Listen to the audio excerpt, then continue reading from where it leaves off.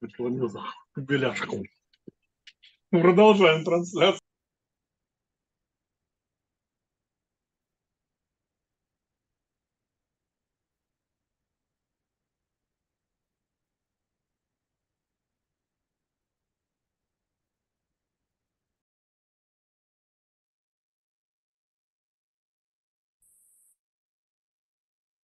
Так, уважаемые друзья, коллеги, здравствуйте. Dear friends, dear colleagues, hello. Здравствуйте, слышно, видно? Yes, hello. Can you see and hear me? Yes, we can see and hear you very well. Very nice. Okay, so dear friends, dear colleagues, we have a simultaneous interpretation into both Russian and English. Our broadcast is already live.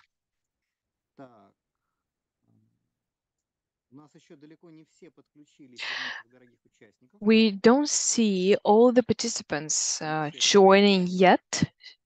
Don't see everybody yet. Let us probably wait for a couple of more minutes. I think that we can wait for definitely 5 minutes. It's okay.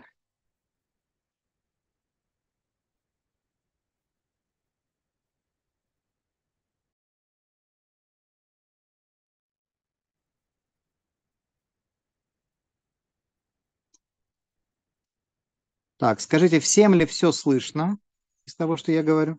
Let's check if you can hear me. Is that all right for you? Can you hear the translation as well? Yes, I can hear. Thank you. Да, спасибо большое. Так.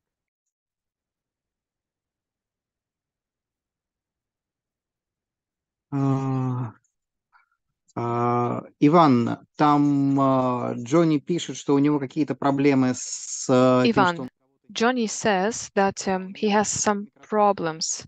His mic каким-то образом помочь. doesn't work. Maybe you can help him somehow.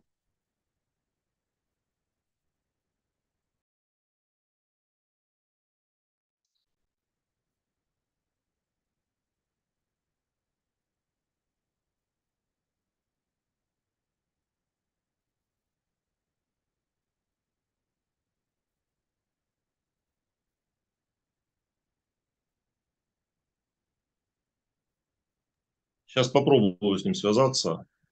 Мгм. Сейчас. I will try to help him. Ну, а здесь он слышит здесь. Может, просто проговорить ему. Johnny, you have to press, give the permission to sound and press twice. У него появился микрофон, все в порядке вроде. Yes, I have now. Can you hear me? Yes, we can hear you. But I can't. Can you see me? I can't see myself. So can you see me? No, I can see you only here. You must turn on the camera. I've turned on everything, but let me try again.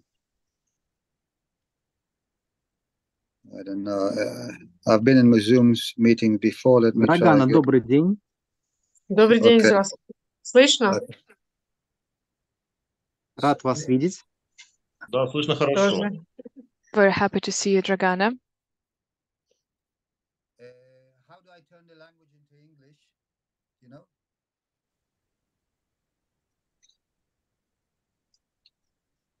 In the center of the screen, you can see there is translation enable, and you can press and choose original English or Russian. I can't see it in my screen, but let's see. Maybe let's see. Okay. Chikaise friends, Maxime. I don't see. Stop video. I don't see which language. Hopefully, it will just go to English. But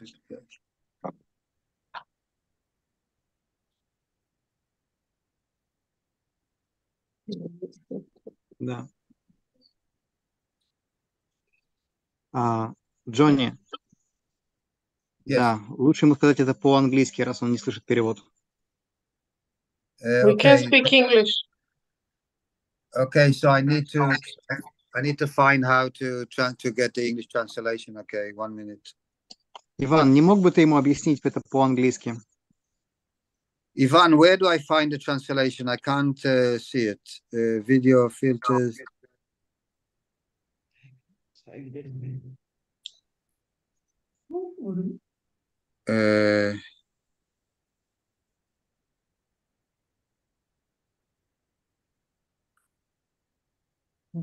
Okay, I need to see where to see it. Sonia, Maxime. I only see. Okay, can you see globe button? 1 minute.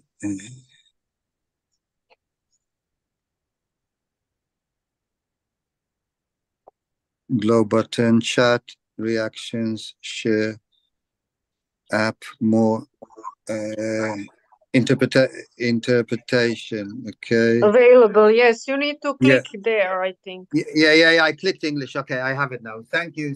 Sorry Okay. I'm a bit of a stone Let's age, check. but, yeah. That's fine. Can you hear English now? Yeah, I can hear English now. Yeah. Perfect. Okay. Waar is Sonja? Hello, Dragana. Oh, ja.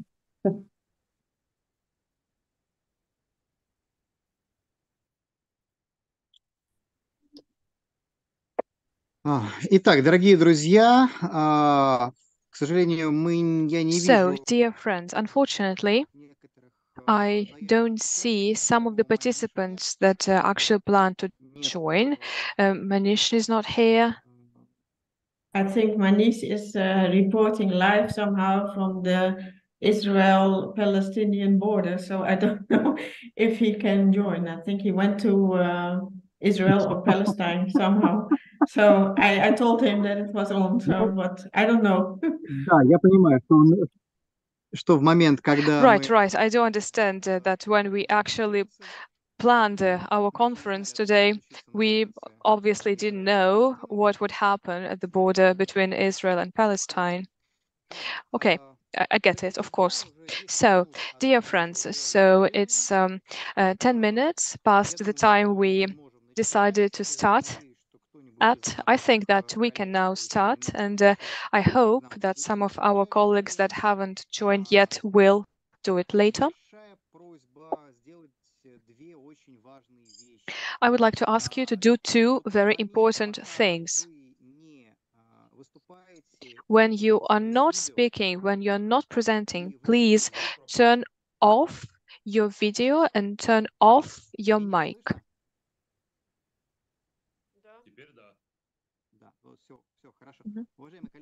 Thank you. So, dear colleagues, once again, could you please, when you are not presenting, please turn off your video and turn off your sound, because it's high load for the system, and we definitely want to keep our conference running. So could you please turn off your video and turn off your sound when you're not speaking? We want to offload the internet for us. I have no idea how to do it, but I'll try. Turn off the video.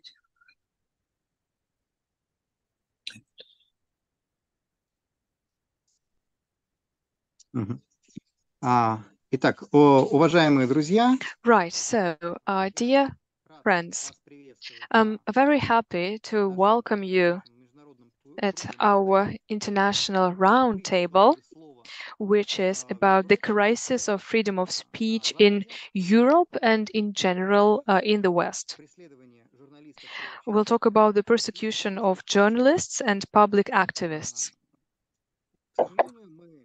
Unfortunately, for a number of years, we record and we observe a very serious trend, which is increased risks for people who dare to voice a position, a journalist position, a public position that is somehow different from the declared mainstream in the Western countries.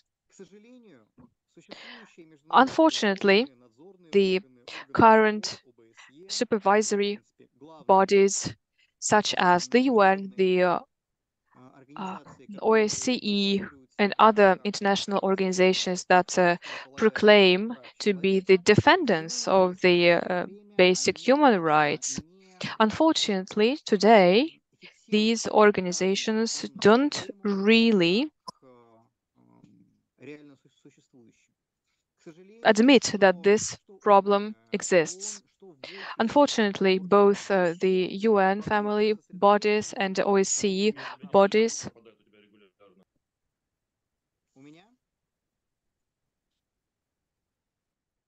Ну, я с этим ничего... Да, Вань, это у тебя проблема со связью в славном городе Ростове. we have some problems with connection from Ivan's side. So, unfortunately, today, the international supervisory bodies such as OSCE and less but still the UN continue to actually speak from the position of the Western point of view of the world. At the same time, for a number of years, we've already seen that the situation with the fundamental right, which is the right to the freedom of speech, of voicing our opinions in the Western countries, in the countries that actually proclaimed to be the role models in the field of human rights protection, the situation in those countries gets worse. As of now, we can maybe not record the reasons, but we can at least track the chain of events that led to a situation when people that have different point of view somewhere they can't really actually voice it, and it's become a reality. For a number of years, the supervisory bodies of the UN and of the OSCE ignored the situation with the freedom of speech in the Baltic countries, in Poland, and on the territory of Ukraine. Over the last 8 to 10 years, we've seen that step by step, the situation with the freedom of speech in those countries is getting worse. And in our organization and in some other organizations, we continue to raise a question. This trend that we observe in the Baltic countries who ban or outlaw Russian media, who actually imprison Russian activists that defend the rights of the Russian-speaking population. And in Lithuania, for example, where we talk about people with differing opinions, like left-wing opinions. A couple of years ago, there was the head of the Socialist Party, Mr. Paleckis, in the prison, and Giedrius Grubauskas had to actually flee Lithuania because of the danger of being persecuted. The same situation is observed in Moldova, where a lot of activists live, work, those activists that are not like directly pro-Russian, but they just have any opinion that is different from the political mainstream. And those activists have to leave the country. They have to live somewhere else beyond the borders of their motherland. Unfortunately, this trend was multiplied during the Ukrainian crisis over the last 9 years, when dozens, hundreds of activists had to leave the territory of Ukraine. Dozens and hundreds were persecuted, and we actually don't know everything about everybody. Some of them died, some of them are missing. We just don't know about what happened to them. We said already multiple times that it will influence the Western Europe countries that positions itself as the guide of the values, of the democratic values. And if the trends of the Western Europe or the values of the Western Europe are not actually also defended in the Eastern Europe, then the trends from the Eastern Europe will go and will spread in the Western Europe as well.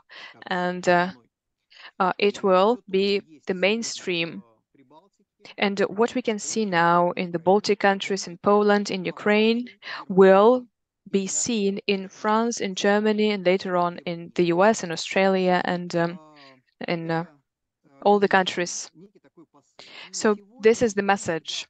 And today, when we are concluding the 54th session of the UN HRC, the Human Rights Council, on the sidelines of which we organized today's event.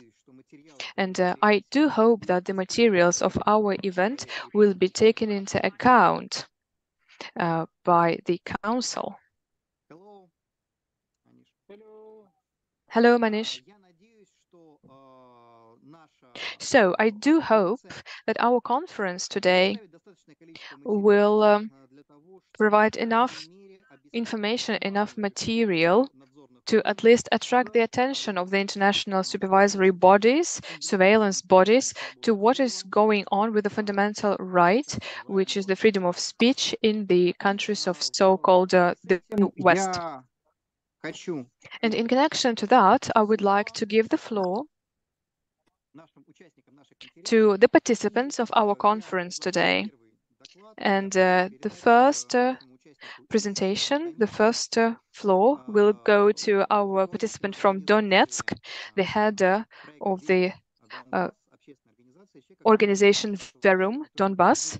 I know this person very well, and for many years already, he's been working to make the voice of people in Donbass heard.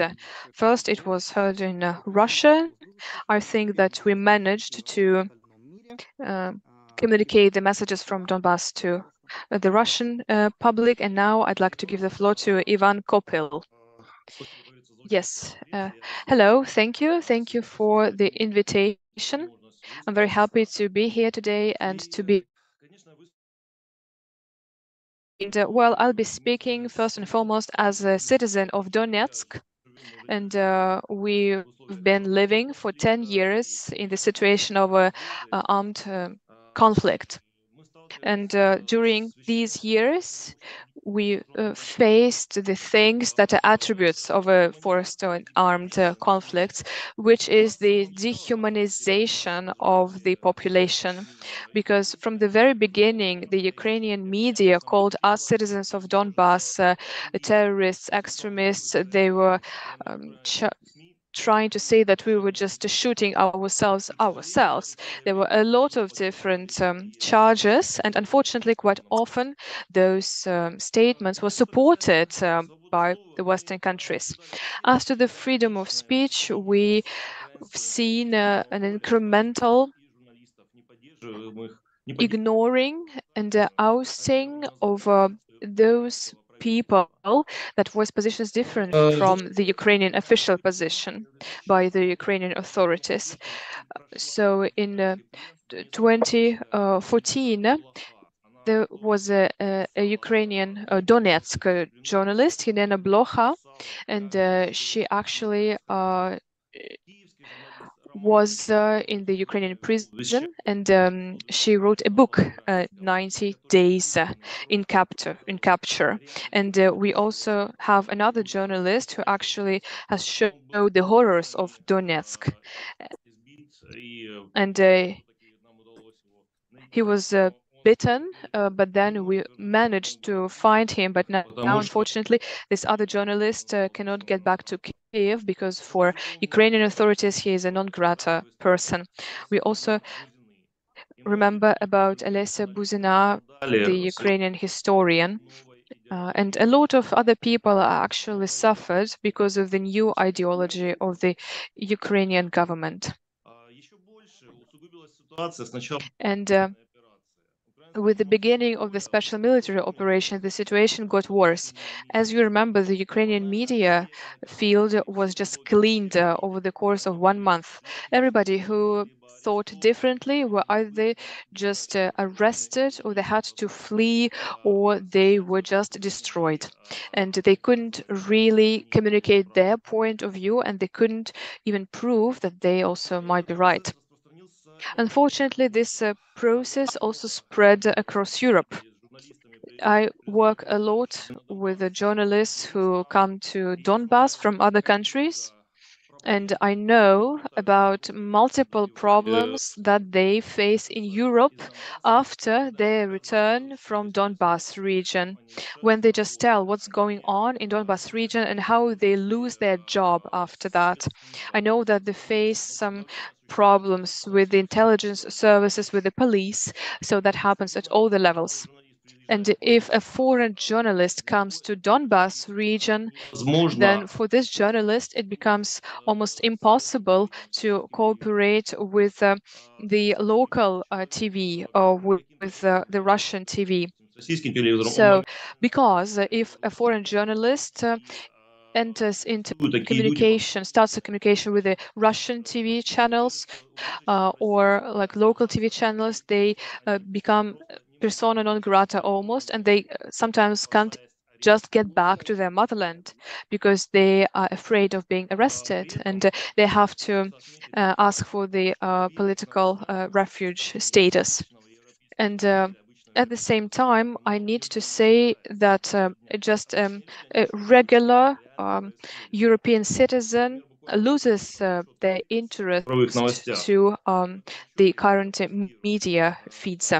Just Reuters recently said that the consumption of traditional media in 2023 losing its dynamic, and at the same time some social media and internet platforms do not replace this, but now they say that also online people can get less news than in the past.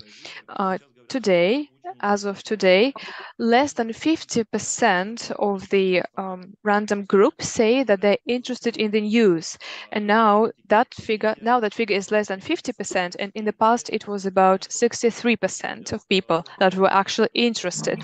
Now people shy away from news. They want to ignore it. As to the trust, as of today, actually only 4 out of 10 people in Europe say that they trust the news.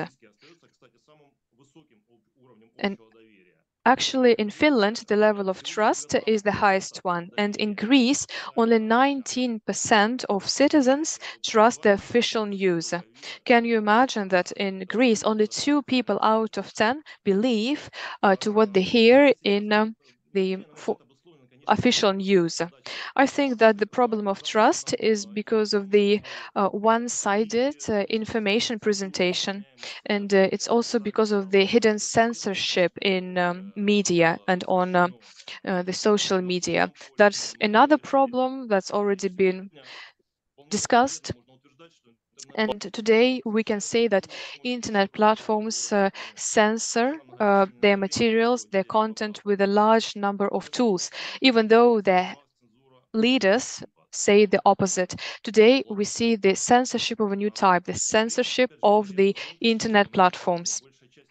At the same time, it's interesting to note that the majority of the European public is actually critical about the algorithms that they can see on the internet. Less than 1/3 of people in Europe say that what they see in the search results and in the news feed is actually relevant to their interests.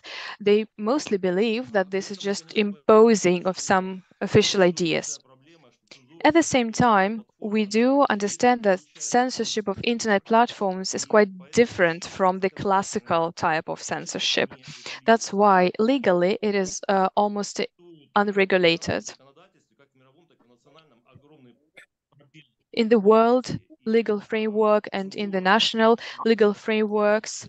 The censorship on the internet actually depends only on the will of the leaders of those platforms.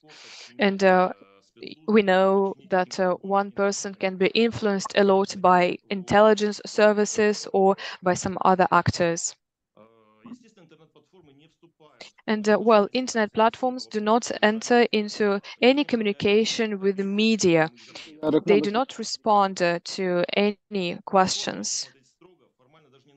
So strictly speaking, actually, these platforms even don't violate any rules of the legal framework. So to sum up, the current information field is being censored a lot. And this censorship is not regulated legally, and it only depends on the opinion of the leaders, the heads of these platforms.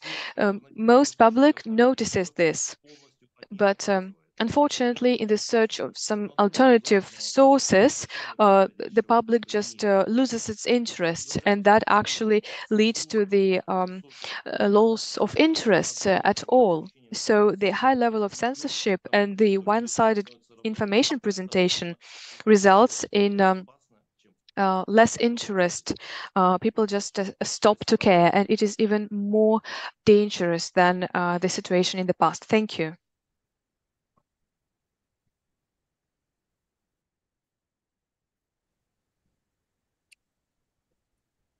Большое спасибо. Да, если есть у кого-то вопросы, пожалуйста. Dear participants, if you have any questions, please feel free to ask them. Or we can have Q&A and discussion at the end of our conference today.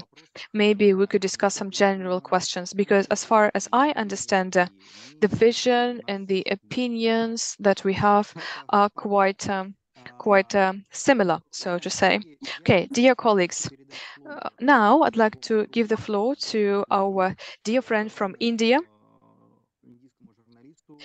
to an Indian journalist, to Manish.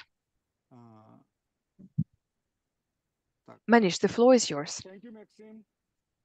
Да, Маниш, к сожалению, сейчас не могу зачитать все ваши Well, регалии. unfortunately, Manish, I can't list all your positions and all the information about you.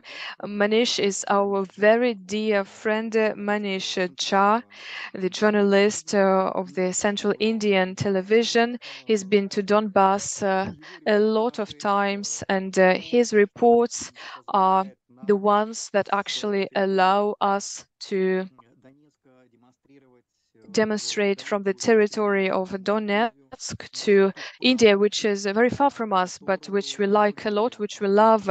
We can actually communicate the truth that unfortunately a lot of journalists try to hide because of the influence of some other journalists. So Manish, the floor is yours, please. Thank you, Maxime. So this is Manish Jha, a journalist from India.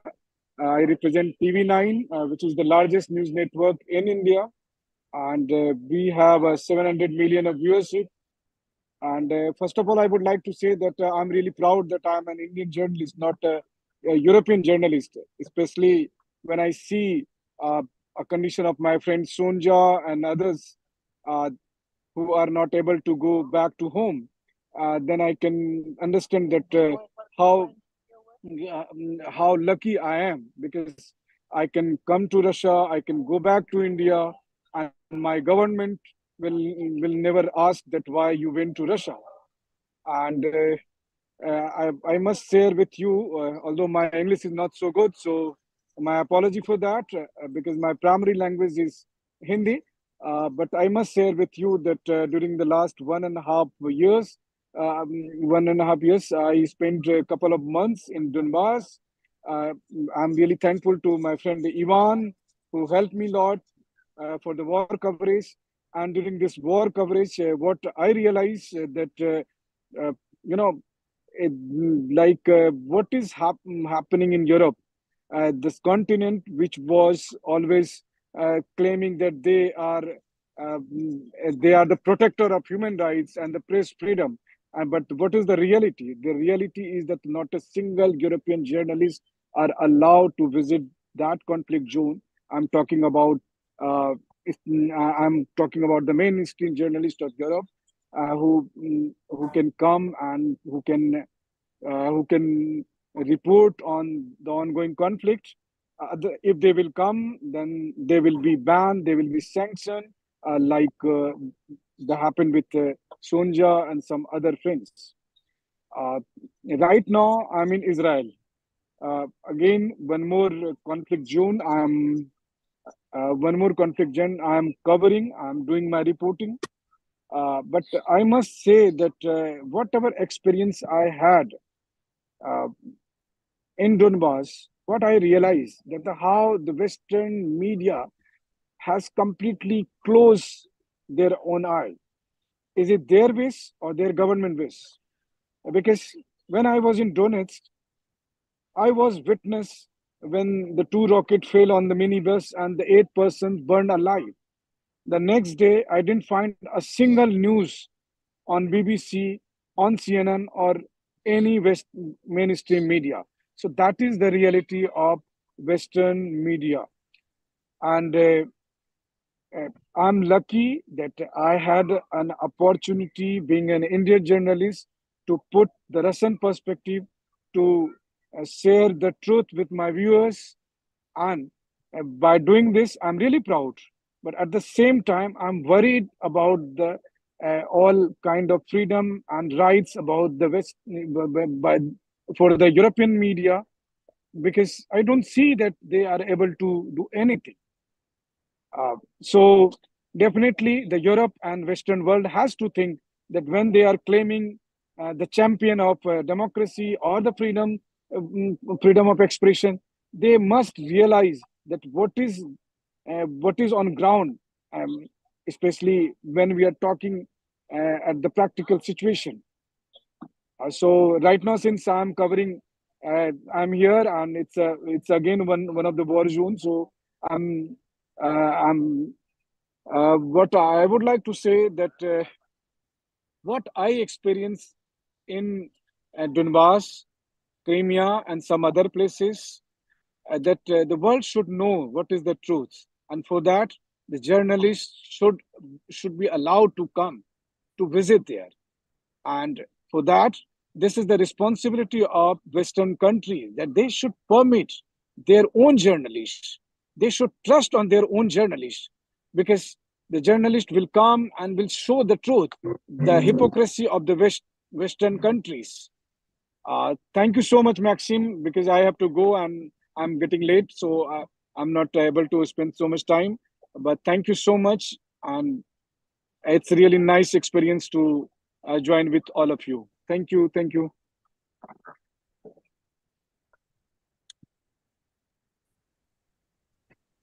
Спасибо большое, Маниш. Очень был Yes, Manish, thank you very much. I was very happy to hear you. Indeed, it's very important today to actually give the floor to independent journalists, to those journalists who are ready to speak the truth from different places. Unfortunately, today we face a situation when the world system is entering the period of armed conflicts and crises. Unfortunately, they emerge one after another. Thank you very much for your work, Manish. Thank you very much for being at the edge, the front line of these events. And now I'd like to give the floor to dear Eva Karen Bartlett from Canada, an independent journalist. Eva, are you here with us today? Can you hear us?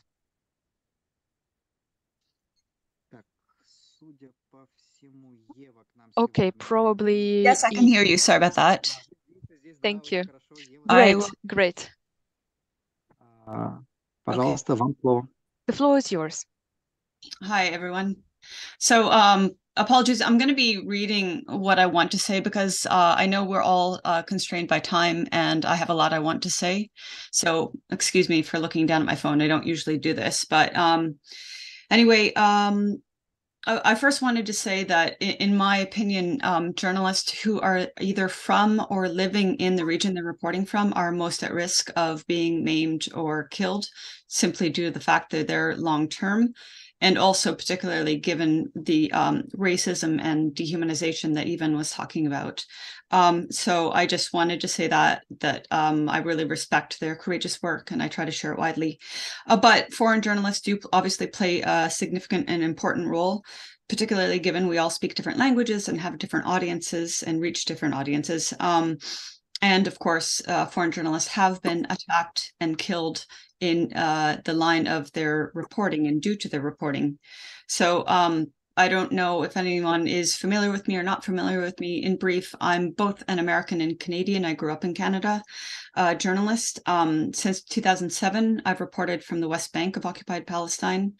Since 2008, for a cumulative 3 years, I lived in and reported from the Gaza Strip, which is now currently being bombarded by Israel.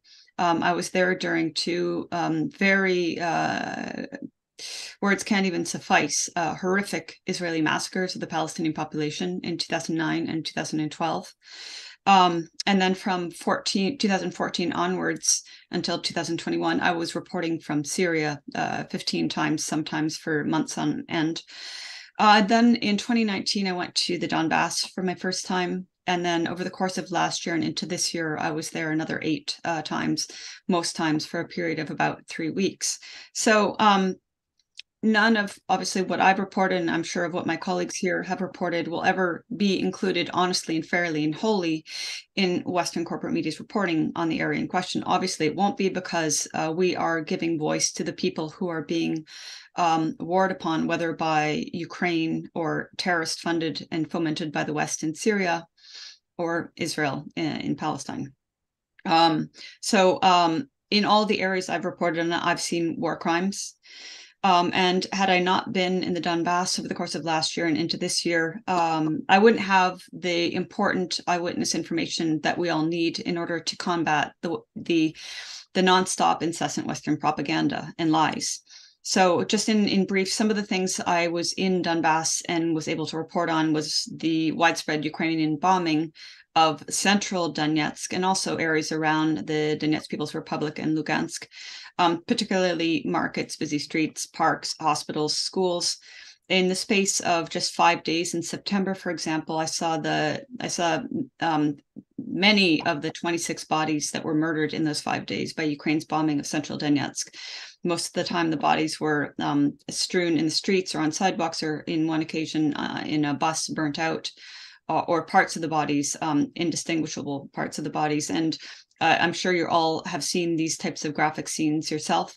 And it's very important, in my opinion, because the media does censor this reality from Western and global audiences. It's very important to speak as graphically as unfortunately the civilians experience and witness themselves. I was also in Donetsk when Ukraine in late July fired more of the petal mines via rockets onto the center of Donetsk. So I was able to document the widespread firing of these petal mines, and have kept following the issue to the point where, as of early October this year, these mines have maimed 135 civilians and 3 people have died from them. And this is a very insidious and an important issue. We all know that were it Russia firing these mines onto Ukrainian areas, of course, global media would have it front page center every day for months on end. Human Rights Watch only recently reported on the use of Ukraine's use of these mines in Izium, but not in Donetsk. So again, it's very important that we are in tandem with a local journalist from the region able to report on these crimes. I was also in Donetsk in Donbass during the referendum in September 2022. And over the course of those 5 days, I was able to go to different districts of Donetsk, also Gorlevka and Mariupol, and to talk with people and to document scenes of peaceful reporting of people who were not being forced at gunpoint to report, as the Western corporate media were claiming. And after I went to the Yelenovka prison, a detention center that was bombed in late July, and saw the corpses of the Ukrainian POWs, and this was bombed, as we all know, by Ukrainian forces. When I tweeted about that, a pro-Ukrainian British propagandist tweeted at Ukrainian special forces saying, "Hear that," and the implication was, Eva is on the ground and you should assassinate her. And again, I'm sure we have all faced threats due to the nature of our work. Some days later, the Donbass Palace, which I was staying in, I don't usually stay there, but at that particular point, I was staying in a hotel. I usually rent in a discreet apartment, but I was in that hotel. And some days after that tweet at Ukrainian Special Forces, the hotel came under Ukrainian fire, the last 2 shells landing near and directly next to the hotel, killing a woman on the sidewalk and blowing the windows and doors in. And it could be coincidental that happened, or it's also not a stretch of the imagination to think that Ukraine was targeting journalists that they knew were housed in the hotel. So anyway, I could say a lot more, but I just wanted to give some points of things that I've witnessed, and I'm sure all my colleagues can say a whole lot more. But then in June last year, Canadian state media CBC decided to smear me, and that's fine because I'm accustomed to these smears, having been smeared by Western corporate media since 2016 due to my reporting on Syria. But what the CBC did was they drew from the Miradvorets listing on me. And we all know that Miradvorets is a form of censorship. It's an intimidation tactic. Well, also it's a murder list, clearly, but it's also meant to dissuade people, journalists, activists, human rights activists, children from speaking out. So the CBC, instead of being alarmed that one of their citizens, a journalist, was on this list, instead drew from the list and did a smear on me. And at the same time, they flagged my name to Ukrainian extremists in Canada, of which there are many. As an aside, I'm sure you're all aware that in Parliament some weeks ago, Parliament gave a standing ovation to a literal Ukrainian Nazi. And even the Prime Minister of Canada and the Deputy Prime Minister were clapping, applauding this Nazi. And it's not surprising, given the fact that that Canada has entered between 2,000 and 3,000 Nazis after the Second World War and has allowed them to live freely. The person who I think was applauding the hardest was our Deputy Prime Minister, Chrystia Freeland, whose grandfather, who she's very proud of, was a Nazi propagandist, and she continues his line of work very diligently. So all that to say that as a journalist, having seen the things I've seen and reported what I've reported in Donbass, I haven't been back to Canada since 2022, and at this point, I'm not going back anytime soon. It's not a safe climate for someone like us to go to. I don't feel I would be safe there.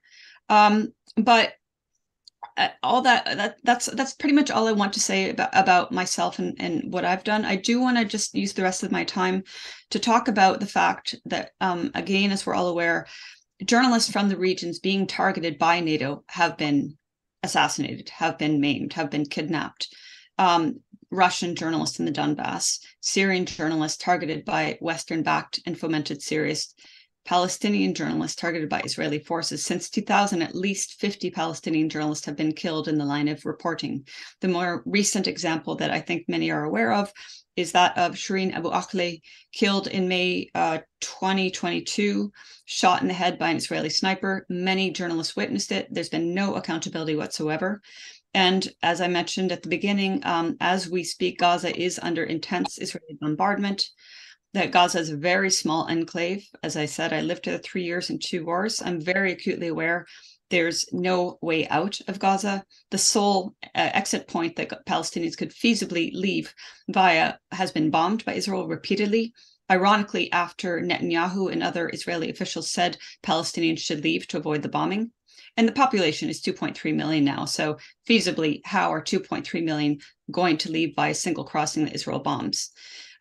On October 10th, the Israeli human rights groups B'Tselem wrote, since Saturday, Israel has dropped hundreds of tons of bombs on Gaza, and it refers to Netanyahu's call for Palestinians to leave and that they simply cannot leave. Well,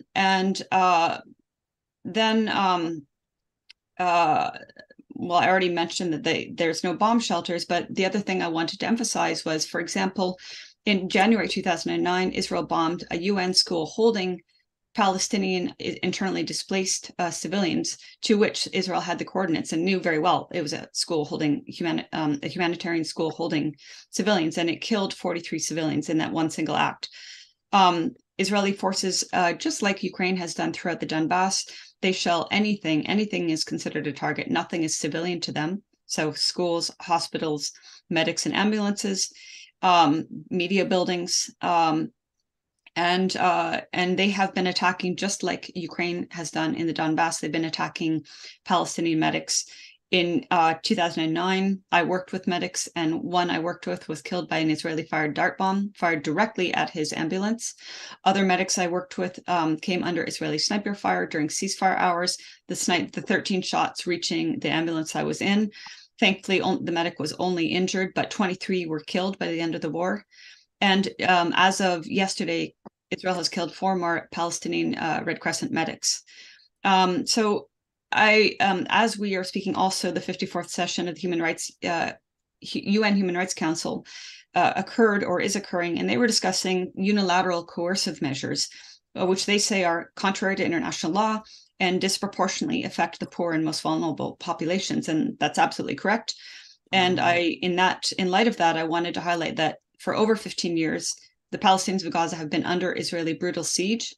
And Syria has been under sanctions for at least a decade, if not longer, both of which have affected direly the population's ability to live. The Western sanctions on Syria and the Israeli siege on Gaza are a form of terrorism. And I've seen the impact on both populations of these sanctions on top of already years of war. The UN has been warning for years and years and years that Gaza would be unlivable as of 2020. Well, it's now 2023. And for years, it's been reporting 95% of Gaza's water is undrinkable. And just yesterday, I believe it was, Israel fully cut off food, water, electricity, and fuel to the population of Gaza, 2.3 million people living in an open-air prison. And so this is obviously a massive war crime. And media just simply aren't reporting on this. So back to the whole theme of censorship, although we were talking about how we as journalists are being censored, but an entire population is being censored as they're being genocided. As of the latest statistics I've seen as of now are over 1,300 Palestinians killed, over 6,000 injured. 60% of the fatalities are women and children. Entire families are being killed at one time. The main city, hospital in Gaza City, Ashifa Hospital has no electricity, is running out of fuel. All the beds are taken in ICU. Medicines are running out. And perhaps not remarkably, Israeli authorities are once again openly calling for the genocide of the Palestinian population in Gaza. Israel's defense minister, Yoav Gallant, said Israel is fighting against human animals, and that he'd lifted all restrictions on Israel's assault on Gaza. So I want to refer back to what Ivan was saying about the dehumanization of the Russian population in Donbass, which Ukraine did and continues to do, and which Western media do. And we're seeing the same dehumanization of Palestinians to the point where a Western public, ignorant because the corporate media doesn't allow them to know the truth, and because voices like ours are censored, can almost, if not fully, justify Israel's wanton genocide of the people of Gaza. One claim that we heard Ukraine make over and over again against Russia is that Russia was raping civilians, particularly children and baby. Israel is saying the same thing about Palestinian resistance, and the Western corporate media ran with it without checking, without providing an iota of evidence. And in fact, it turns out, just as the claim of rapes emanated from a Ukrainian official, the claim of rapes recently regarding Palestinian resistance emanates from an Israeli soldier who is also an extremist who called for one particular village to be wiped out and has said that Palestinians have barbaric DNA. So just to sum up, these lies are generated to divert from actual war crimes by Ukraine, by Israel, and to generate hatred from the Western public against the actual victims, the people who are resisting genocide. We're seeing the exact same inversion of reality we've seen in Syria, in Donbass, and in Palestine before this. And I think that these sorts of dehumanization and lies and the obfuscation of the war crimes being perpetrated are a form of extreme censorship. So when we talk about censorship, yes, we are all being censored, but also populations are being censored. Their stories are being written out of history. And as a result, people are dying. So I think it's my moral obligation to speak out about this. That's all I have to say.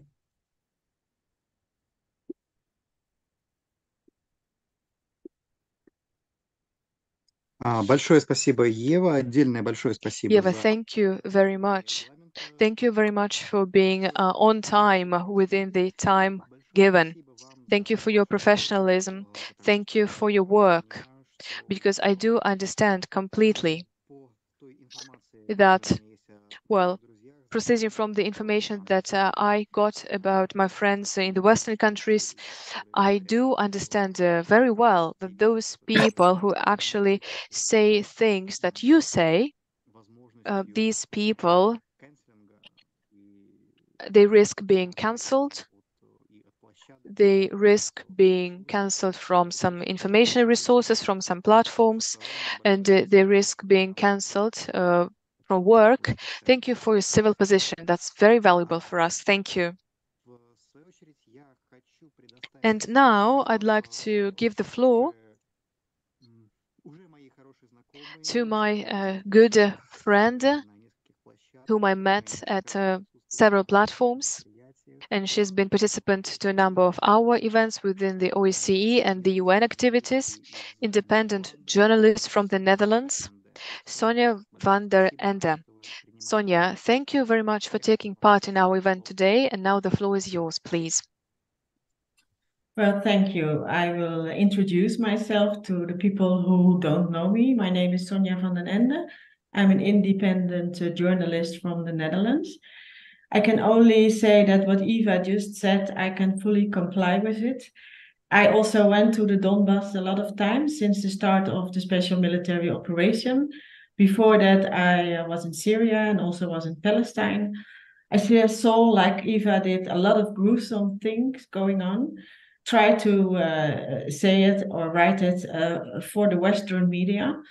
But unfortunately, over the years, we can say that the Western media has become less and less, well, honest reporting.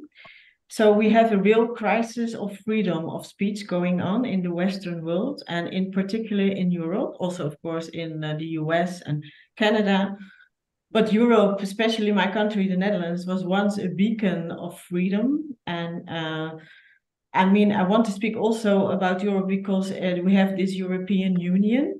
And one of the reasons why I'm now living in Russia is, besides it's a wonderful and a tolerant country, is the total disappearing of freedom of speech and the oppression of journalistic freedom in the whole of Europe, and especially my country, then the Netherlands, the whole of the Western world. So after my return reporting from the Donbass, that was last year, I was put on several lists, as I will point out later in my speech. And I myself decided to stay in Russia because I feel, and I now have the confirmation, that it's not safe for me to return to the Netherlands. Since the start of the special military operation in the Donbass, which in the West is interpreted like a war or an invasion of Ukraine, and any journalist who says or writes something about Russia, even when we write something neutral about it, and of course about the conflict what's going on in the Donbass, well, the Western narrative says that Ukraine is annexed by Russia.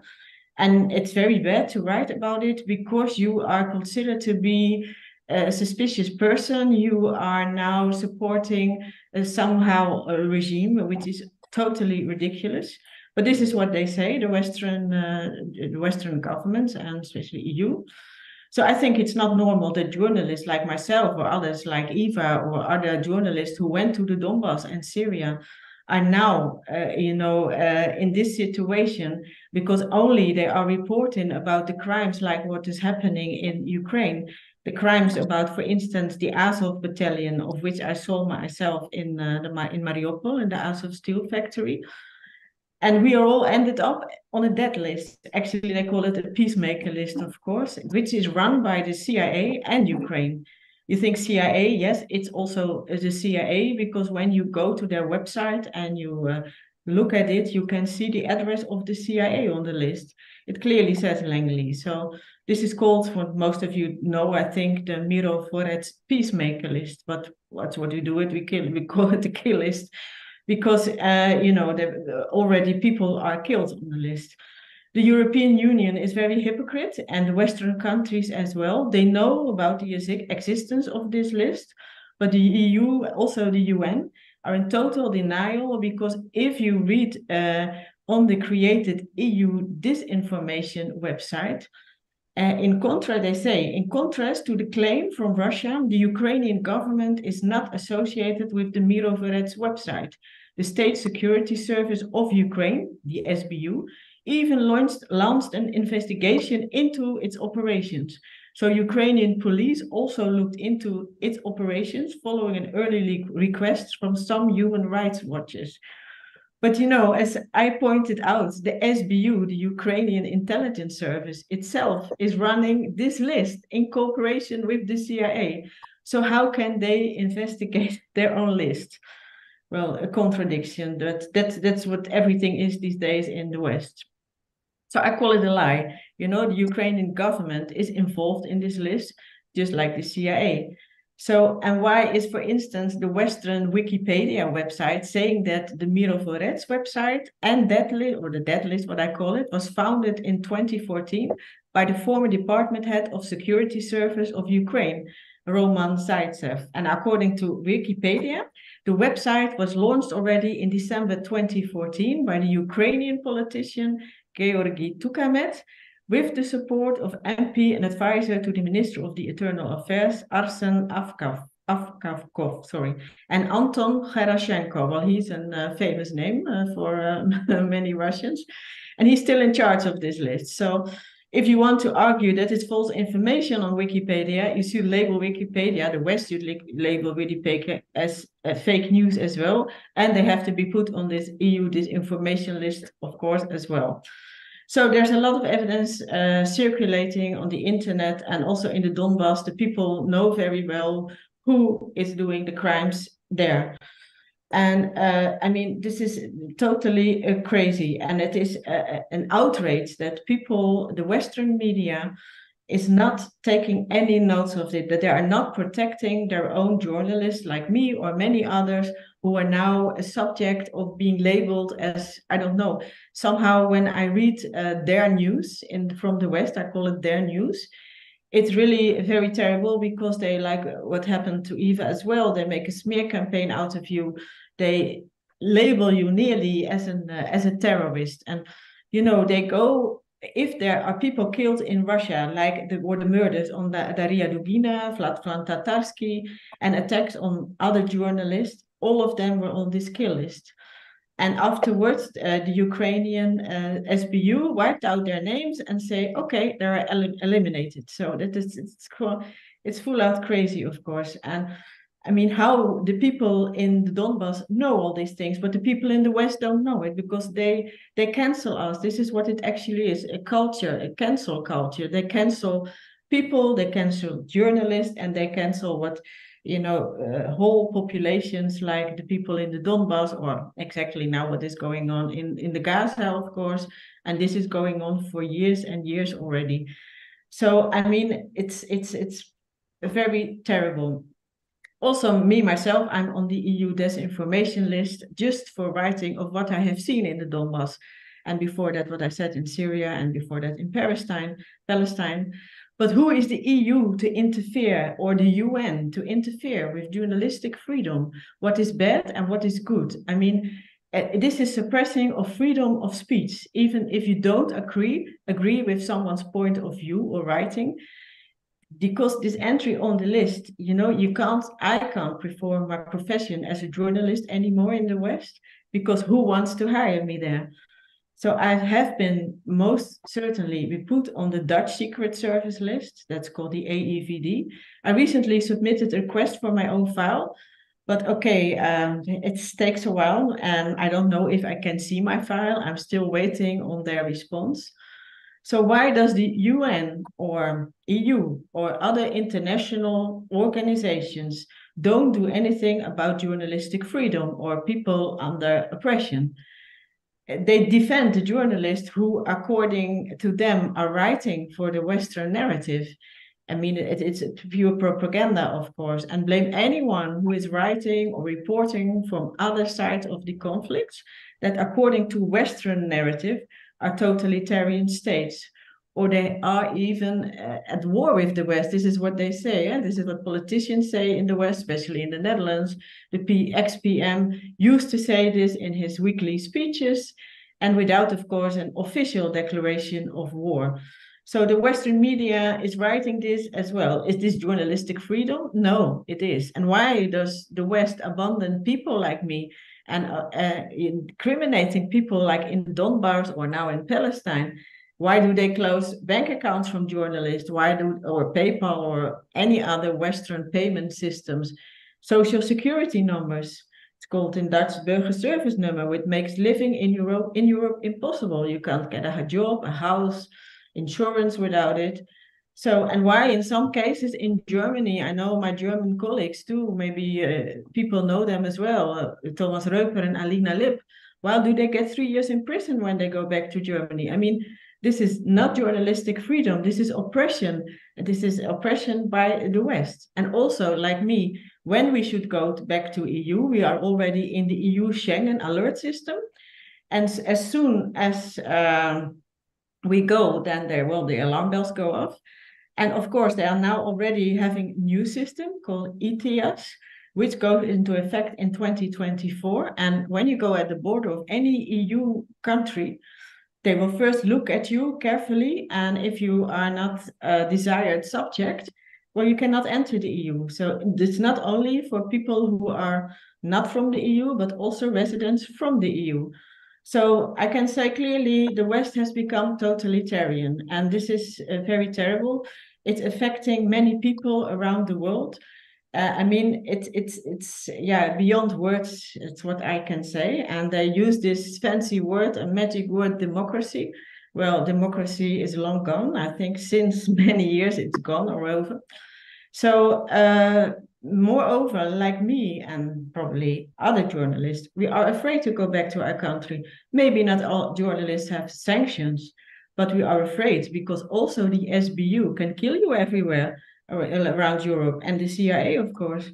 And in some cases they tried. I know some examples from journalists who, are attacked by the SBU outside their own country even, but in Europe, and like for instance in Turkey. And this is a shameful thing for the West because, they're doing it against their own citizens. We are not criminals. We are not performing any criminal act, and we are not terrorists or something. We are just journalists. We are reporting from a war zone. We are reporting what is according to our standards or the truth. I mean, like me, I reported the truth from the Donbass, what I saw. I spoke with a lot of people there. I was there, what I said, since the beginning of the special military operation. I spoke to many people. I saw that people were in the basements there, and when they saw us, they were first eager to speak to us, but when they knew, okay, we are going to tell the truth, then they told us all these horrific stories, and we are trying our best to give these stories to the West. But as we said, it's very difficult at the moment. Also with the tech, this is high tech, of course. This is very difficult at the moment. We are censored also on platforms like Facebook, X or Twitter, what it was called before. We can write there, but then all of us, I think, we are not tortured online with these NAVO fellows. They are NATO, actually. They are the young ones from NATO who are putting very terrible pictures under your tweet, or they even threaten you about, when we see you, we will kill you. This is what is happening on platforms. And the Western countries are speaking about freedom of speech and tolerance. But in my opinion, there is no freedom of speech left anymore. And because all the Russian websites are blocked in Europe, or from Iran, Syria, it's all blocked. And this is, of course, very terrible if they still speak about freedom of speech. So to sum up and to actually end this, we have to fight as journalists against a wall. In the early days, we had the Berlin Wall, but now we have a digital wall and also a new wall, because we know that walls are being built, like, for instance, in Finland and Poland. So the West is now building walls, and they are shutting off everything. And this is, I think, maybe it's a good thing in the end because they are shutting off themselves as well. But at the moment, we are somehow victim. People in Russia are victims, and people all over the countries who are suppressed or having a terrible war on them, like in Gaza, we are the victims at the moment. But okay, we must fight and try to be not the victims anymore. And we are doing our best to do something against it. Thank you.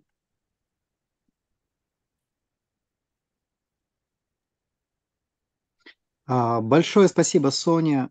Sonia, thank you very much. Well, as always, I respect very much what you do and what you say. Indeed, this is very valuable, and I do hope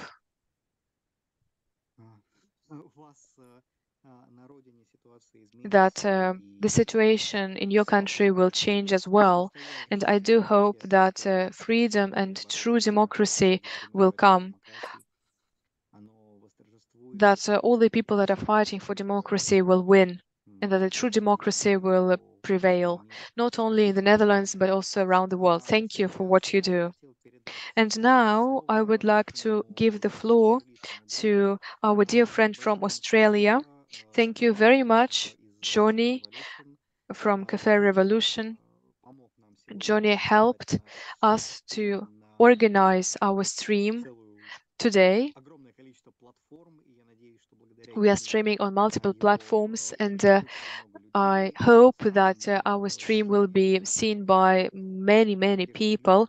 Johnny has been reporting on what is going on in Donbass, showing it to the wide public of the Western audience. He tries to actually tell the truth that is ignored and hidden by the mainstream media.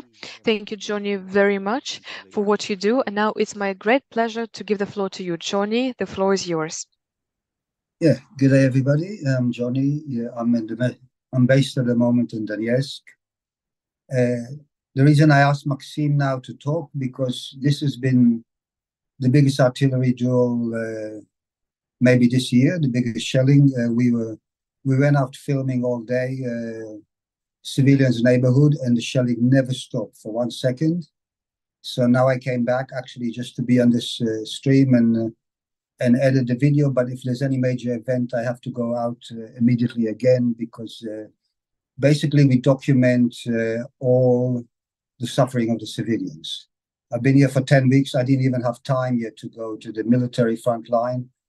It's not even so much interesting for me. I'm here to basically document what Western weapons are doing to the civilians here. And the crazy thing is, I've been here for 10 weeks. I'm the only English-speaking journalist that's based in the Donbass. There's hundreds on the other side, and there's one here. Yeah, Patrick is around also, but Patrick is almost like a citizen here. But like, I'm the only one here, and that shows you something. I mean, look at Gaza also. There's thousands of journalists on the Israeli side. There's a few ultra brave ones on the Palestinian side, and they're getting killed every day. So there is something happening here. And Maxime, I was really surprised in your opening statement. I just made myself a few notes here, not to forget. In your opening statement, you said that we have to be careful that the West, Europe and the West, doesn't go into the space of suppressing journalism and oppression and dictatorship. The West is already there. The West has been there for a while. I mean, I remember lecturing in Russia in 2018 in places like Academia Gorodok and other places. And I was mentioning that I feel that there's more freedom of speech in Russia than in my country. And that was 2018. And people laughed at me. They said, what are you talking about?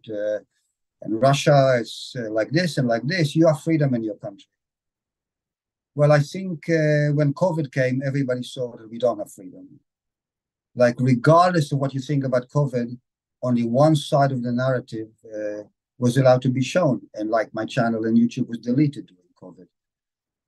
This is the pattern with COVID, with Ukraine, with Gaza. There's only one side of the narrative that's that the West wants to show you. there's no open discussion anymore. I mean, I come from a family of journalists. I remember living, traveling with my father, living 2 years here, 2 years there, 2 years there, and there was always discussion. There's absolutely no discussion anymore. And I myself, I approached every news media in Australia. I said to them, I'll give you my material for free. I said, I make no political comments. I'm just going to give you my interviews, my on-site things, I'm just going there when the houses are burning, when the people are injured. I'm not making any political comments usually. No, they don't want to show anything. A couple of channels replied to me and said to me, okay, show us a couple of your videos. And then when I showed them, they said, no, we can't show this.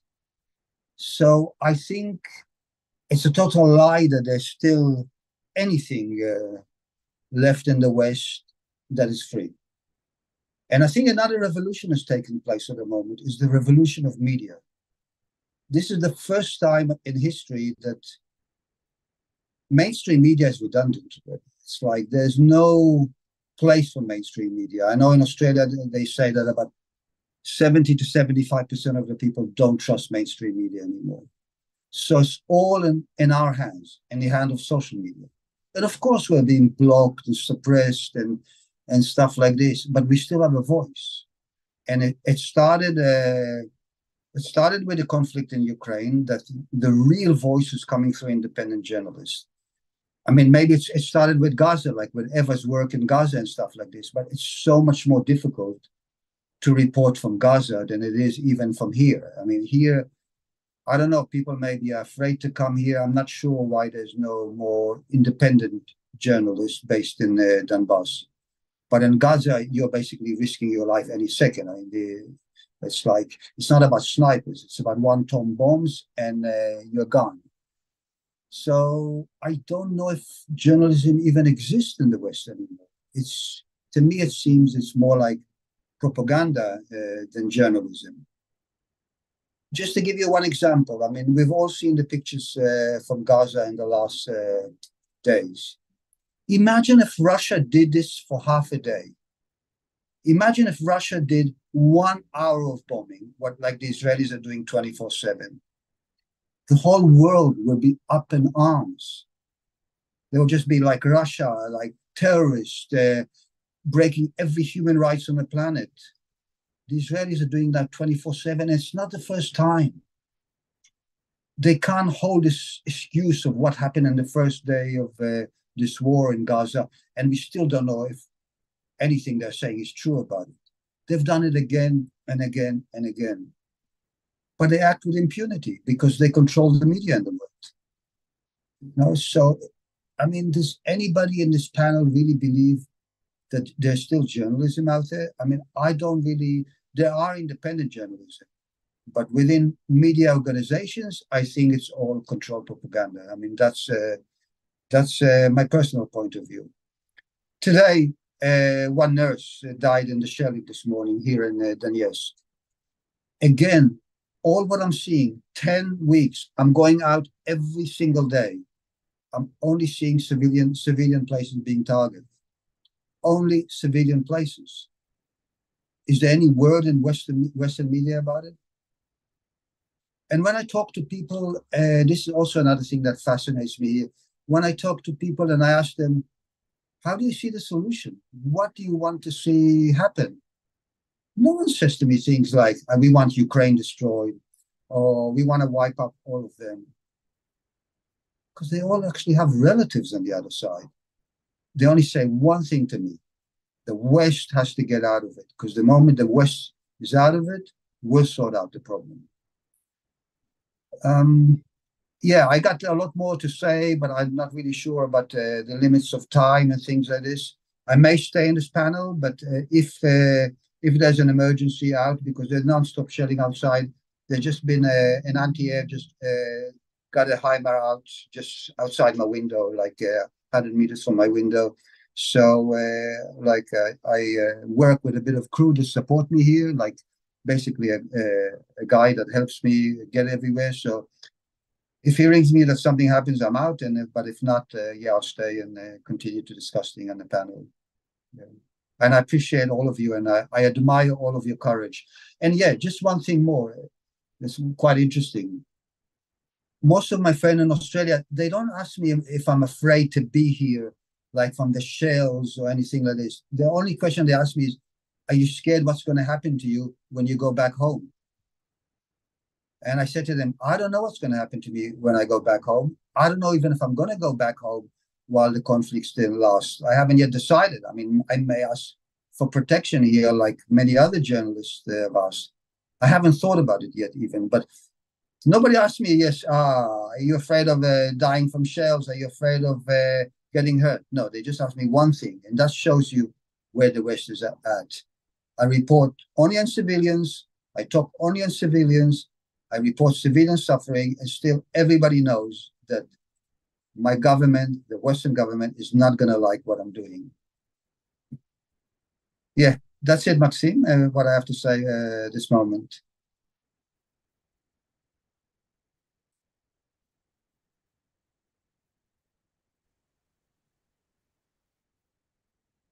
Дорогой Джонни, большое спасибо. Dear Johnny, thank you so much, especially if, to be honest, your final words, they were shocking for me indeed. It shows the depth. Nobody is asking, are you afraid of shelling when you are in Donetsk? Imagine this, under the constant shelling with cluster munitions that is maximally affecting the civilians. But they ask you instead, here, while you are in physical threat, they're asking, what about your fate when you presumably will go home? This speaks about this level of xenophobia, which is in the Western communities and the society, could be a real hindrance for further normalization globally in the world to come to the ideals of peace and clear democracy, so to say. Thank you, Johnny, for your work, for your words. Thank you for your today's work and support in facilitation of this event. And as of me, I want to let the floor to the independent journalist from Serbia, Dragana Trivkovic. Dear Dragana, I am happy to see you. Good afternoon, dear participants of Roundtable. I would like first to thank the organizers for invitation to participate. Today, freedom of speech is threatened to the extreme, and thanks to the politics of the West, I will say, which assure us that they are fighting for democracy and human freedom. I'm now in the city of Belgorod. It's near Ukrainian border, near Kharkov. And last night they hit the Belgorod. 3 people died. It's happening almost every day, but you will not read this.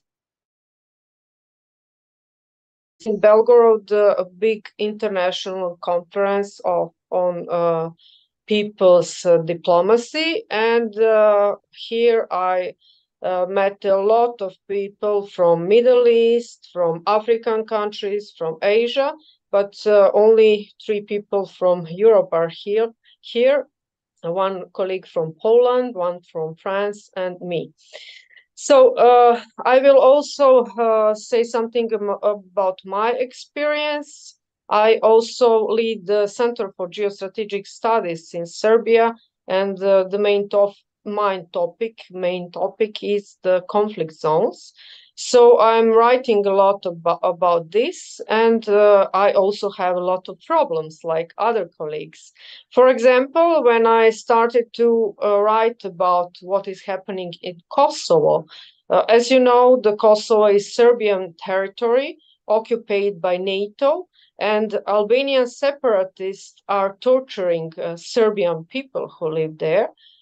continuously, but the West is not reacting. So I write a lot about this, and after this they attacked me, and they accuse me that I'm the head of Russian spy network for Balkans. It's the same way when I visit the Palestine and start to write about, it was in 2008 when I first time visited Palestine. I start to write about what is happening there, that people are living in the camp or open air jail, and Israel state is torturing the people, destroying their homes and stealing the land. After that, they accuse me for anti-Semitism. But it is funny because Palestinians are also Semite people.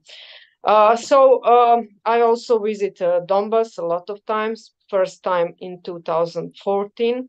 And I visited in 15, and I'm a lot of I have traveled a lot of time to Donbass.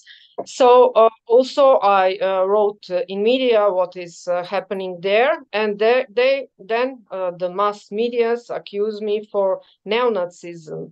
I interview some volunteers in Donbass from Russia. But I also interviewed the Azov fighters who are in the jail there.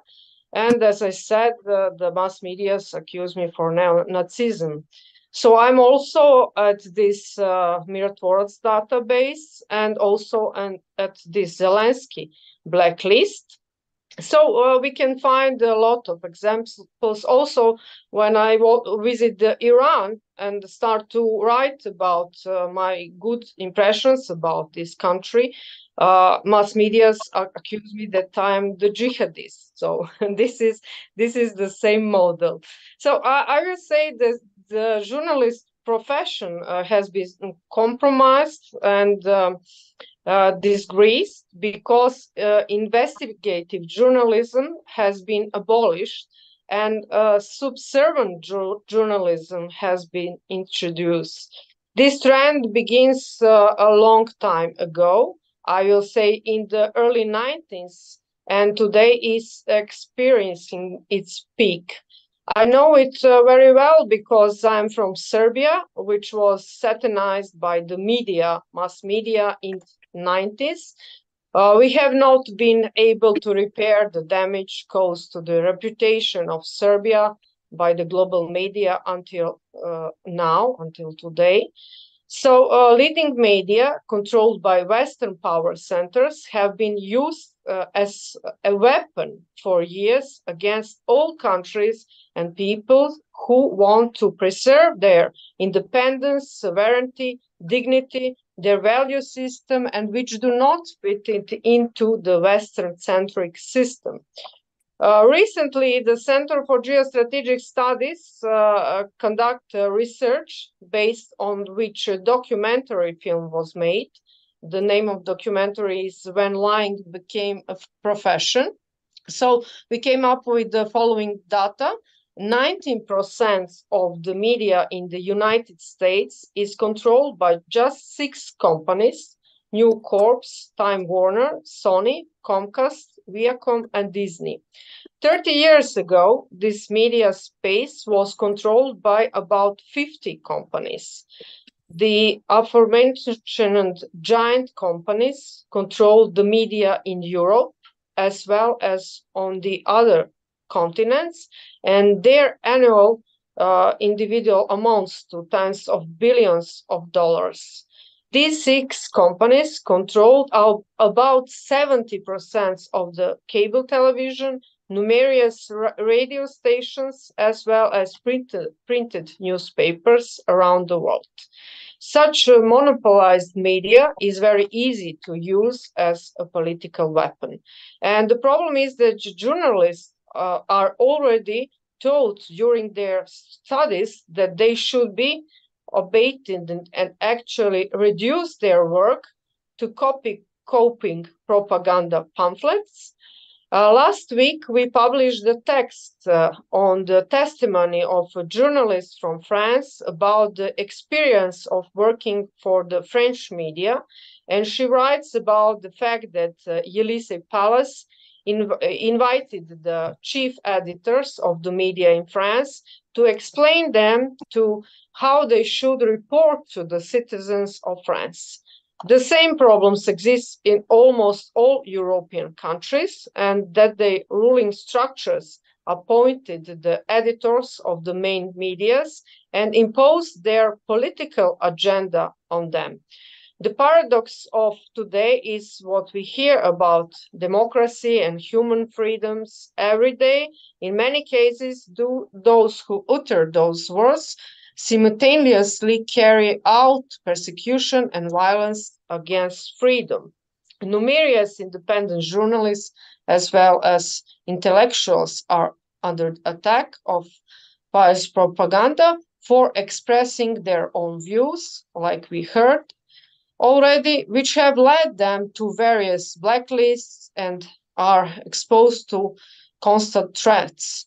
Ukraine, which supposedly strives for democracy and European integration, has actualized the practice of persecution dissidents and creating a list of enemies. Zelensky regime, and at the behest of the US and NATO, targets and persecutes free-thinking people around the world, calling them information terrorists, Russian agents, propagandists, and similar names. These are public figures who impose narratives and present their own view on the conflict between NATO and Russia. As I said, I'm also on this blacklist just because of the position I advocate, which are not politically suitable for the persecutors of free thought. Ethical codes in journalism have completely disappeared, and media dealing with manipulation construct indictments without any evidence. I'm also in contact with numerous independent journalists from various European countries who, because of their objective reporting from the battlefield, from the front line, suffer and they are under repression, which is why they had to move. Many of them live in war zones now, and they are prevented from returning to their countries of origin. We already heard this from Sonia as well. And the Center for Geostrategic Studies organized recently the roundtable in Moscow. So we invited the colleagues, the independent journalists from European countries who live now in Moscow because they're not able to go back to their homes. So we discussed about this problem, American influence in media, American influence in politics as well, and the problems which they made in Europe. Also, many associations of journalists are corrupt, and the whole system is made to make it impossible for independent journalists to do their work. I beg your pardon, we need to be conscious of time. I think it's obviously example of attempt to kill freedom of speech is the case of Julian Assange, who has been imprisoned for many years because of truth he spoke. So I think this practice must be stopped, and journalism must be depoliticized and return to certain professional standards. The monopolies in the media must be abolished. And so it's very important to discuss about this topic, and that is why I suggest that we continue with this roundtable and with communication. Thank you very much. Большое спасибо, Драгана. Thank you very much, Dragana. Thank you very much for what you say. Thank you for your work, especially taking into account the danger that all of us, especially you, face when you actually work quite close to the front line, contact line, and in the hearts of every citizen of Russia, inside all Russian hearts, the question of Serbia and its destiny is especially important. Thank you very much for what you do. And now I'd like to give the floor to our dear colleague from Bulgaria, Lubomir Dankov. Lubomir, thank you very much for taking part in our conference today. The floor is yours, please. Yes, hello everybody. Thank you for the invitation. My name is Lubomir Dankov, and I'm an independent journalist from Bulgaria. So I can mostly talk about freedom of speech in Bulgaria. I wouldn't say that there are serious repressions against journalists in Bulgaria, but the main attack against the freedom of speech is actually about prohibiting independent media from speaking out. We have actually 3 mainstream media in Bulgaria that have access to the large public. Those are the one of the national networks and 2 private networks. And so in those mainstream media, there is no other point of view on many questions. Only the accepted, the official one is communicated. It can be connected to COVID, to gender ideology, then conflict in Ukraine, and now the conflict in Israel and Gaza. As an example, we can take the Ukrainian conflict. The problem is that the people like me are completely ignored. Independent journalists are ignored, regardless of the fact that we've actually been into the conflict zone. So our mainstream media outlets invite some guests, so-called professionals, that only show one side of the question. The same can be observed in connection to the conflict in Israel. Only one side is presented. So we have black and white division, because all the crimes that actually the other side does are kind of ignored. Journalists that would like to present a different point of view can do this, but in some small media outlets with small audience, also on social media, such as Facebook. I think Facebook plays a huge role in distributing another point of view in our country, because most of small media outlets actually function via Facebook. And for some time, Facebook has already been using so-called independent fact checkers that were censoring some materials according to their point of view, and that's how they hide the facts that are not convenient for them. And well, as we see, those fact checkers are not very efficient. And the social network actually works very well for those who only want to get the information that one can also see in the official media. As I said, there is no serious danger to journalists in our country yet. The problem is that independent journalists can't really reach big audience. They don't have this access. At the same time, there are some cases of persecution, and I will give you one example. There was a journalist that was actually arrested for her work, and now she has to pay the so-called compensation for what she's done. This sum is too big for her, and for the outlet where she works. And so over the course of years, this journalist was actually working and independently, and that's how she actually got into trouble, and she had to actually then do everything that the official authorities told her to do, and then she also had to pay out the compensation within the court legislation. So the main idea is that journalists here should be behaving. So what is the solution?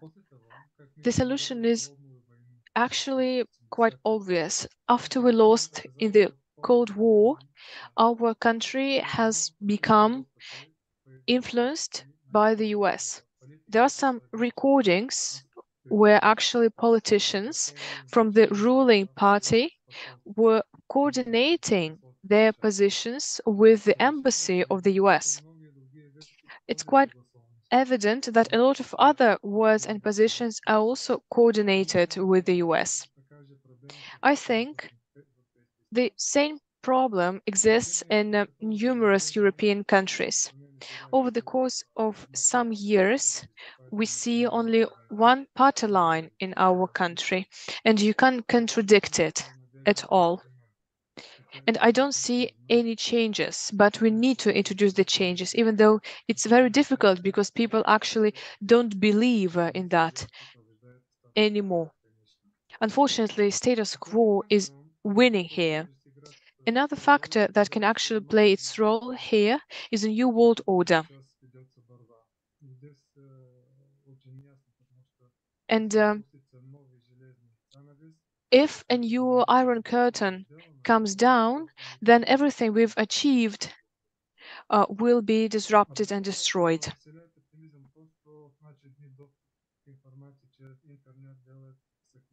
Actually, internet plays a huge role here as well because it hides the information. We can, or one can easily manipulate people with the help of media. In general, we have to be successful in creating free, independent media outlets where we can present different points of view.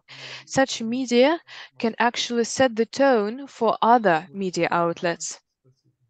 Thanks a lot. That's it from my side.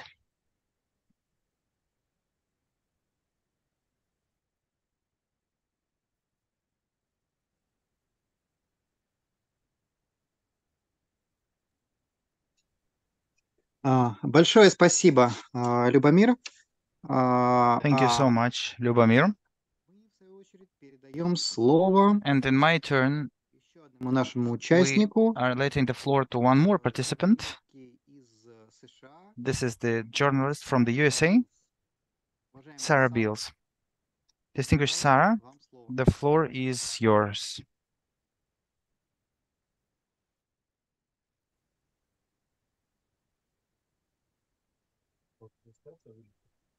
Not hear you, you are muted. Okay, how about now? Да, Сара, Okay. слышно. Большое спасибо.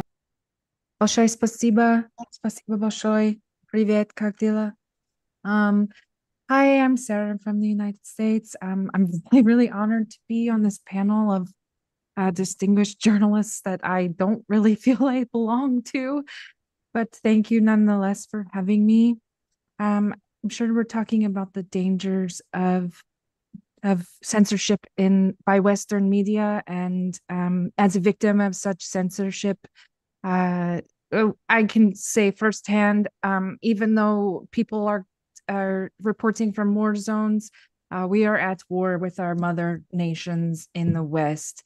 We've suffered, my channel alone has suffered from multiple revenue streams being shut down, our Twitter accounts being banned multiple times. We've been kicked off of fundraiser sites. And then in culmination, we were framed in an international crime that resulted in me being placed under investigation by the FBI, losing my job and losing my child, and almost losing my home. So the dangers of censorship are very real. I live in the country that places a facade and says that it's the bastion of free speech. I've had my crypto accounts shut down with thousands of dollars. And just, this isn't a victim story about me. It's just to show the lengths that they're going to silence us. And now we have another war front opening up in Israel, Palestine. And that's fighting that narrative is going to be much more difficult than we've ever fought the Russian-Ukraine narrative. So these conversations are extremely important. I hope that they continue, and I hope that we find more resourceful ways to fight back, because I'm very terrified that censorship is going to get worse, especially in places like Canada and the EU. But in the constraints of time, I don't want to monopolize any more time. I just want to say thank you for having me, and free Donbass and free Palestine.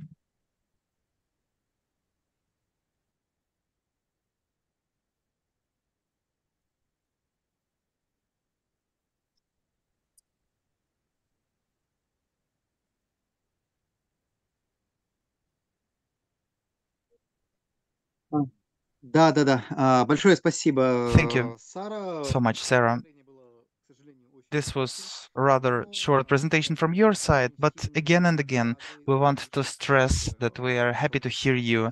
We're happy to see a person from the USA.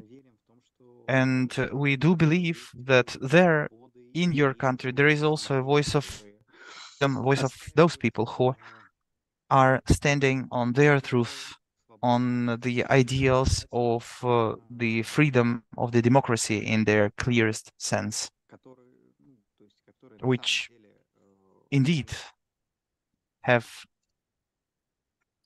huge неприходящие ценности. value. And about this we are speaking today. Distinguished friends, the list of our presenters is exhausted for now. And now, I think I will say just the last words for our session for today.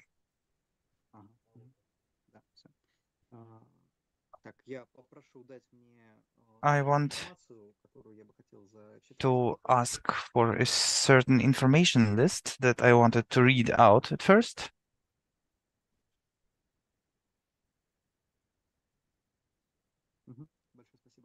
Thank you.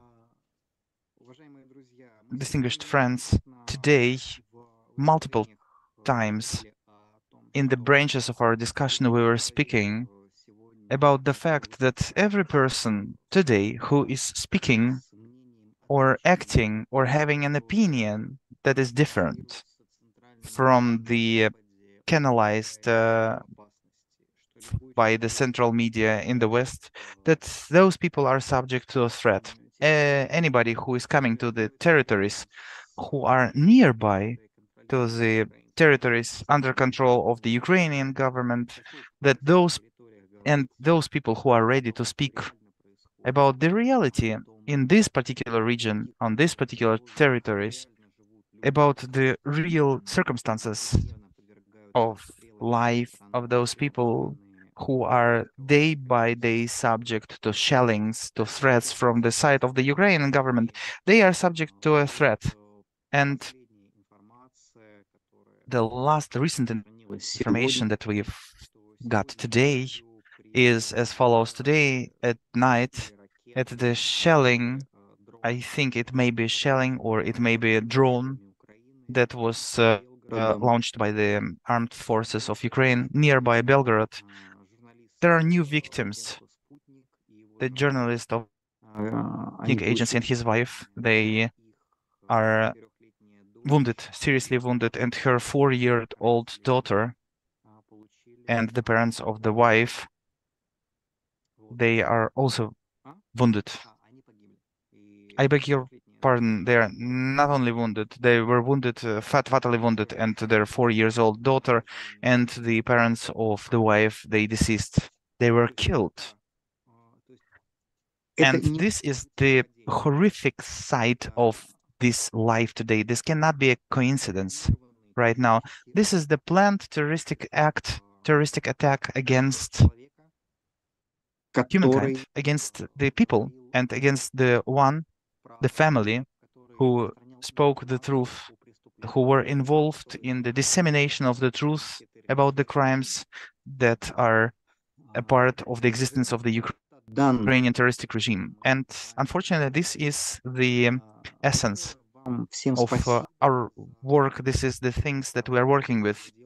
We need to take care of ourselves. Therefore, please take care of yourself. Please do your work, because thanks to your action and speaking, the voice of the people, not only from Donbass, not only the people of Russia, but also the people of other regions that we were listening today to, we could have a voice today, we could hear a voice today from the territory of Palestine. We could raise the question from the territory of Syria. Basically, from all regions, all over the world. This gives us a hope. And the hope is that our collective effort may change something, may stop these catastrophic changes in the field of freedom of speech, in the field of fundamental human rights, which is seen today, which is happening today. Dear colleagues, shall you have any questions to some of present? We are ready to give you the floor to ask your questions as final remarks today. The floor is yours.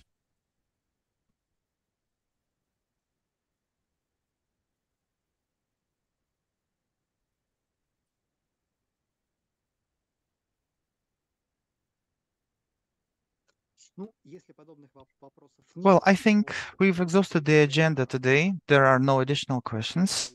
And from my side, if you allow, I will announce the results of our conference will be presented as the report, which will be sent for further approval to every participant at the conference. And details of this will be headed further to the UN Council on Human Rights for further dissemination, for further presentation to the participants, to the members, in the name of the protection of human rights all around the world. I want to say thank you from the bottom of my heart. Shall you have any comments? You may now use this last minutes to say it. Maxim, I was listening to all the presenters. At first, I want to say the condolences to all the relatives of the journalists, to the journalists who are losing their loved ones. I know this is terrible, but as soon as I was listening to the presentations, to the people, starting from my own experience in 2014, 2015, then I realized what was it like. I was on the exchange between the prisoners of war, and every time there were journalists there. And from the Ukrainian side, every time there was one or two journalists from a certain state media that was governed fully. From the side of Donetsk, there were many journalists. And not only Donetsk journalists, foreigners from all countries of the world. This was very vivid. We could see where is the site when you can freely speak about what you want to say. Thank you, Ivan. Yes, indeed, this tendency, we can see it in recent years, in many years, as long as we work, because those mass media, those people, those organizations who are more speaking about freedom of information, freedom of access to information, freedom of media, freedom of journalists per se, the ones, the first are they who are the limitators. They are putting the limits on the fundamental right that is a part of every human being. So, dear friends, do you have any other comments? Feel free to say it. Yes, please. May I? I shall introduce myself. My name is Jenny. I live in the Netherlands. where Sonja should be. Also in my country, I was labeled as a terrorist by somebody who dropped some false information about me to the police. And because of that, my kids are kidnapped. And I have a lot of trouble with the juvenile care here in Holland. And I found out that juvenile care in Holland has kidnapped 120,000 kids and damaged these kids. And that's why they are making a big trouble for me here in the Netherlands to tell what I have to tell and to say what I have to say. I'm very glad I saw Sonja for the first time. I have I think Sonja and I know each other for about 7 years through Facebook. But on Facebook, I have another name. So I'm not on my own name on my Facebook account. It's Wieske Jansen. And I'm very glad I saw Sonja. And if Sonja wants, I can ask to the IVD here in the Netherlands if she can come to the Netherlands without getting arrested. Thank you. I hope you're all well. It's very difficult here to see the news and to know it's not the real news. I think if you have 26 televisions from 26 countries, I think you see on each television, you see something different. And it's very hard to know what's true and what's not true. It's very hard, especially for me, it's all hard, but I can imagine for all other people who are not awake, who just believe the mainstream media, it's very hard. There is also a cancel culture here in the Netherlands. When you say too much, you can lose your job. So also here we have to be very careful. Thank you for meeting you and for speaking. I wish you the best. Thank you very much. Nice to meet you here. I didn't know you, but nice to meet you. And yes, I asked myself already if I can come back home. Well, I cannot because, you know, everything is cancelled for me. My bank account, my social security number, burgerservice. So I have no life when I go back. And because you need all this, you know that, what we need in the Netherlands to survive. And also the IVD, I asked my file and until now they refuse. So, you know, why. So, but anyhow, thank you very much.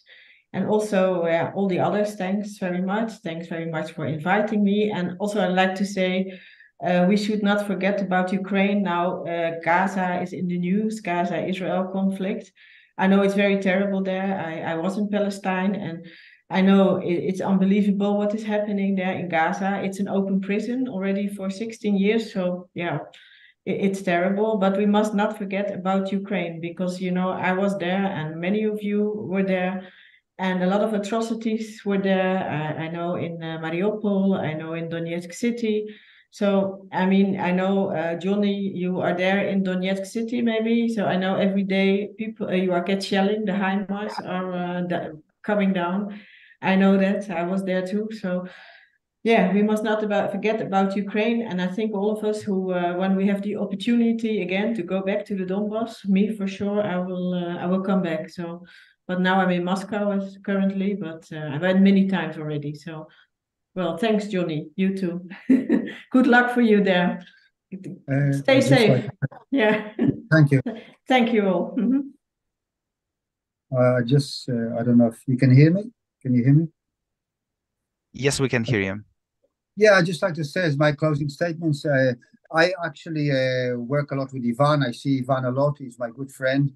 And it came to my understanding how much it means to the people here, the presence of independent journalists, like Ivan and some of the other crew here. And one of the live streams we did with Sarah, actually, they said, wow, Johnny came and he gave us hope again. I didn't even realize how important it was to be here. So I really would like to invite any independent journalist that is thinking of coming here to come here. There is a network. I mean, there's some sort of Russian bureaucracy. There's a few hurdles, but the local people are going to welcome you. You can always approach Ivan and some other people here. and everything will be sorted out. You know, it means a lot to the people that foreigners are coming here and giving them a voice. So yeah, that's my closing statement for an issue that's totally not closed. Basically, our freedom to know what really happens.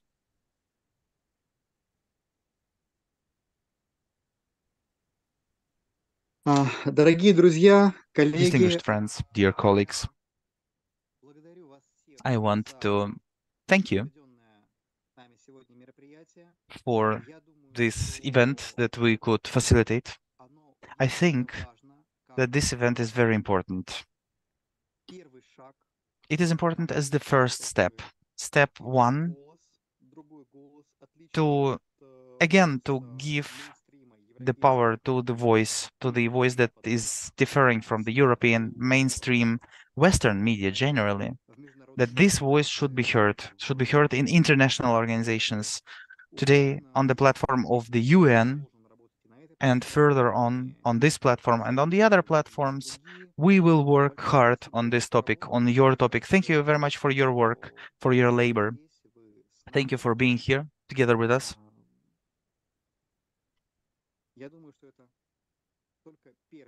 I think, again, this is only the first step, and we will go on. We shall overcome. Thank you. And goodbye. Over and out. Спасибо большое. До свидания. Спасибо, до свидания. Bye. Спасибо. Спасибо большое. Благодарю. Спасибо. Until next time.